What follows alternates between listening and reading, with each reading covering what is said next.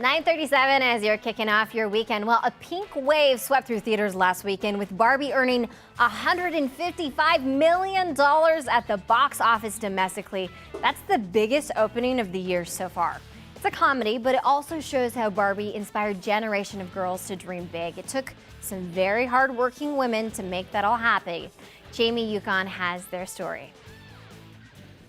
This is the fashion that got me hired at Mattel. Take a walk through Carol Spencer's home. I have over 350 You have more than 350 Barbie dolls. in this room alone. And you just might think you're in Barbie's dream house. That's my first design that was accepted for the line. Spencer, a spry 90 years old, spent 35 years as a Barbie fashion designer at Mattel. It's really a wonderful feeling. I think of every child that played with the Barbie doll as my child. The very first Dr. Barbie in 1973 was her vision. Most of it, doctors, surgeons at that time were all men. And as long as we were exploring careers for a child, I thought, why not?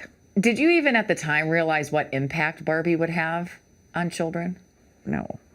No, I didn't realize it at all. Barbie, you're beautiful. Since bursting onto the scene in 1959, Barbie has given kids the chance to dream about their futures. I'm going to be a doctor just like you. Having more than 250 careers. Astronaut Barbie. She was flying through outer space as an astronaut 18 years before Sally Ride made the trip. The Barbie dream house. All while living a life of style.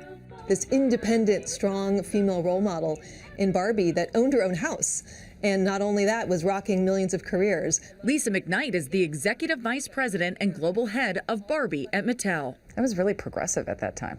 It was very progressive at that time, and you think about the context of the 1950s, women couldn't even cash their own checks. While many toys for girls at the time focused on caring for children, Mattel co-founder Ruth Handler saw opportunity. She was the one who was the sales genius, the marketing genius. Biographer Robin Gerber says Handler tapped into a feminist movement. Little girls were asking for other kinds of Barbies. Well, they started to want Barbies who actually had careers. And that has, of course, blossomed to everything you could think of. By the 90s, the New York Times calculated 95% of all American girls ages 3 to 11 had at least one Barbie. I'm tour guide Barbie. And she appeared everywhere from movies to music videos. But over the years, Mattel has addressed criticism that the doll was sometimes out of touch or contributing to unrealistic beauty standards, especially after a 2016 study found that young girls who played with the traditional Barbie doll had more dissatisfaction with their bodies than girls who played with curvier dolls. We were hearing playback from parents and focus groups that they didn't see Barbie as a role model. There wasn't a lot of depth behind the brand. Barbie's creators made efforts to expand her reach, unveiling dolls of different races, body shapes, and sizes. Barbie has had such an evolution. I can't help but notice right away, wheelchair Barbie. Yes, we are so proud of that doll. It's so important for kids to see themselves in the doll and to have that representation, but also it's really important for kids at a young age to learn about empathy. And at the World of Barbie in Santa Monica, California, I'm a Barbie girl in the Barbie world. Love is fantastic, fantastic. you can see the empathy and inspiration on full display. I found an astronaut. Yay, that's me. Because I'm going to be an astronaut when I grow up. These look like different country Barbies.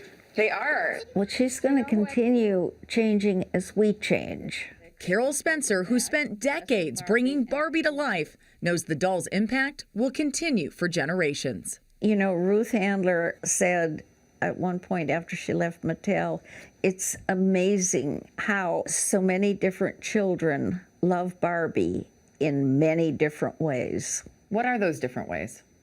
Some love playing with the doll as for the careers. So many people love her for her fashion. Mm-hmm. We have you to thank for that. Well, thank you. I enjoyed it.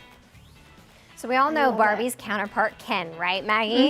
Hey, here's one thing that you may have not known. Barbie never actually got married. She had plenty of wedding dresses, though.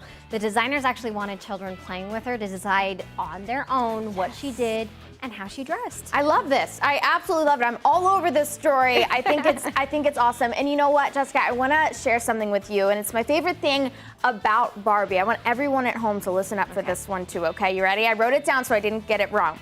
And I want you to take this and apply it to your day, okay? It is the best day ever. So was yesterday. So is tomorrow. And every day from now until forever. Words to live by, right? You'll Why only not? ever live every day once.